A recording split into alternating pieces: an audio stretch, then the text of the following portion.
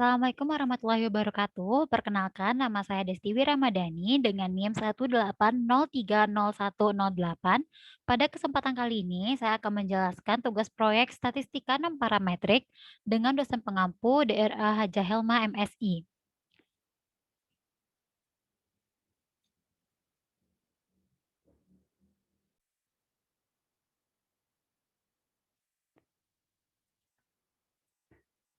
Kali ini saya akan membahas tentang kasus dari koefisien kontingensi.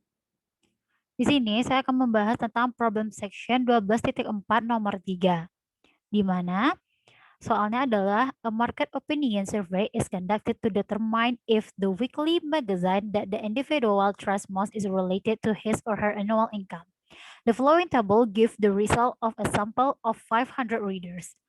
So, test the hypothesis that the annual income of a reader is independent of the weekly magazine that he or he trusts most.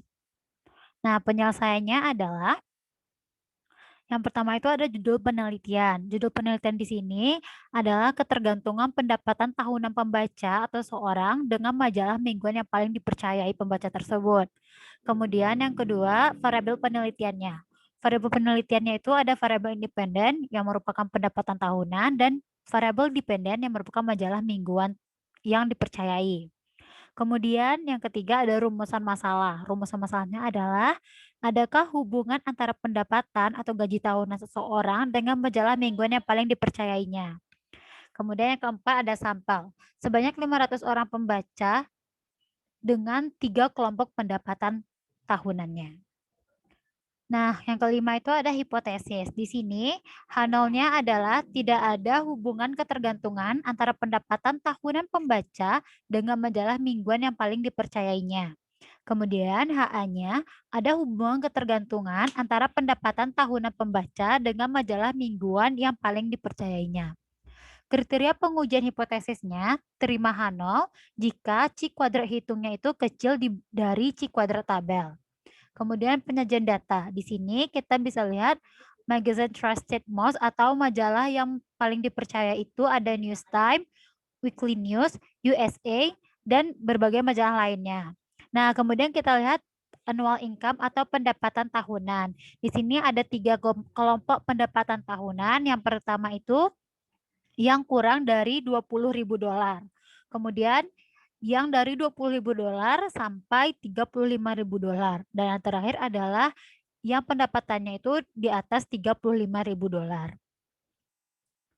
Kemudian kita akan melakukan perhitungan untuk menguji hipotesis.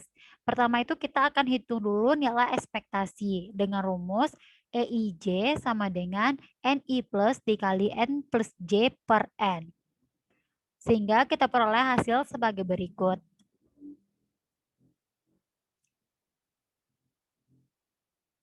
Nah, setelah kita dapatkan hasil dari nilai ekspektasinya, kita akan hitung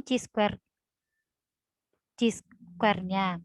Nah, di sini kita menggunakan rumus sigma I sama dengan 1 sampai R, sigma J sama dengan 1 sampai K dari OIJ dikurang EIJ dikuadratkan per EIJ. Sehingga C kuadratnya itu kita peroleh hasilnya adalah 11,514.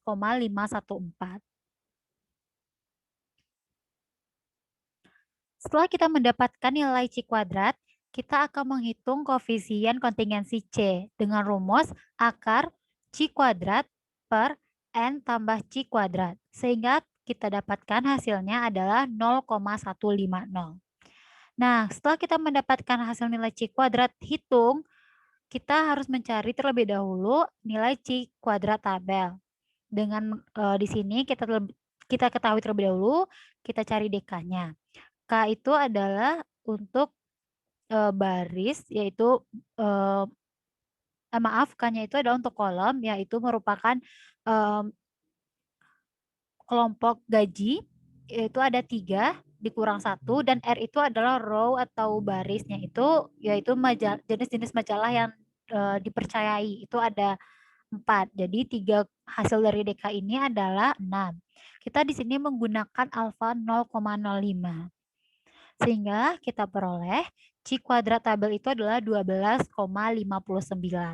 Nah, dari sini dapat kita lihat bahwa C kuadrat hitung itu yang bernilai 11,514 ternyata lebih kecil dibanding C kuadrat tabel, yaitu 12,59. Sesuai dengan kriteria pengujian kita tadi, jika C kuadrat hitung lebih kecil dibanding C kuadrat tabel, maka kita dapat menerima H0 dan menolak HA. Selanjutnya, kita akan mencoba menyelesaikan kasus tadi dengan penyelesaian SPSS. Langkah-langkah penyelesaian SPSS ini, yang pertama itu ada input data, kemudian dianalisis, dan menghasilkan output. Nah, di sini kita lihat terlebih dahulu langkah-langkahnya. Yang pertama itu, kita harus salin terlebih dahulu data yang ada pada tabel tadi. Nah, di sini saya sudah menyalinnya menjadi seperti ini, data, annual income, dan magazine.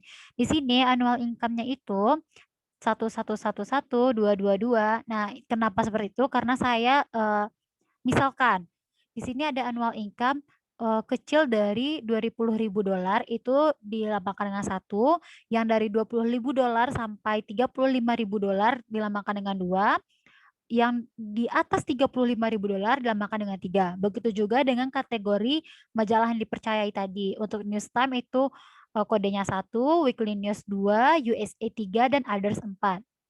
Nah, data yang telah kita salin di Excel ini akan kita copy dan kita pindahkan pada SPSS. Nah, kita pindahkan seperti ini. Setelah kita pindahkan datanya, kita klik variable view. Nah, kita ganti nama variabelnya. Variabel 1 ini saya ganti menjadi frekuensi. Kemudian yang kedua itu saya ganti menjadi gaji. Gaji tahun, gaji saja. Kemudian yang ketiganya itu saya ganti menjadi majalah. Nah, kemudian yang desimalnya ini saya ganti menjadi 0. Semuanya saya ganti menjadi 0. Nah, untuk label pada gaji ini akan saya beri dengan annual income. Dan untuk majalah itu saya ganti menjadi magazine trust most. Nah, kemudian untuk values-nya, yang gaji tadi, annual income itu kita masukkan. Yang pertama itu adalah yang gajinya kurang dari $20.000.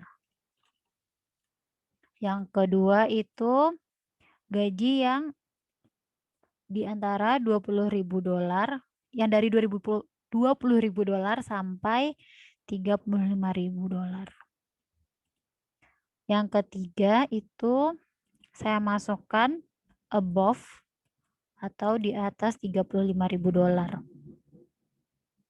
Oke. Nah, yang untuk majalah kita ganti juga. Yang satu tadi adalah News Time. Oke, yang kedua adalah Weekly News. Maaf. Yang ketiga itu ada USA. Oh, maaf. USA. Dan yang keempat itu ada Others. Oke. Nah, kemudian di sini untuk measure-nya ini harus nominal, ya gaji dan majalah. Setelah itu, kita mulai menganalisis datanya, yaitu kita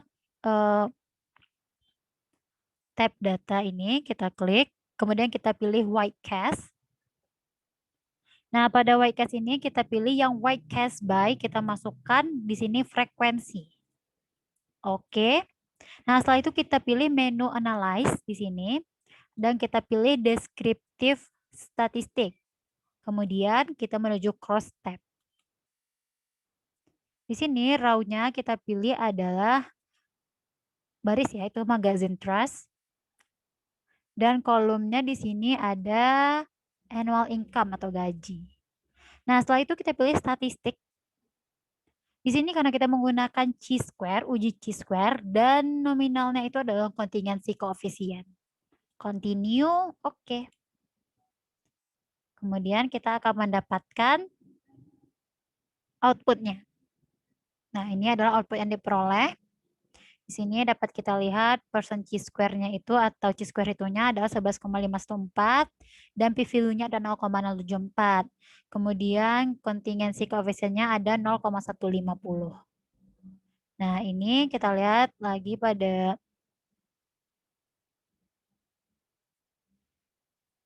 bentar, kita lihat lagi pada PPT. Di sini kita lihat ya, chi-square tadi itu setelah saya pindahkan.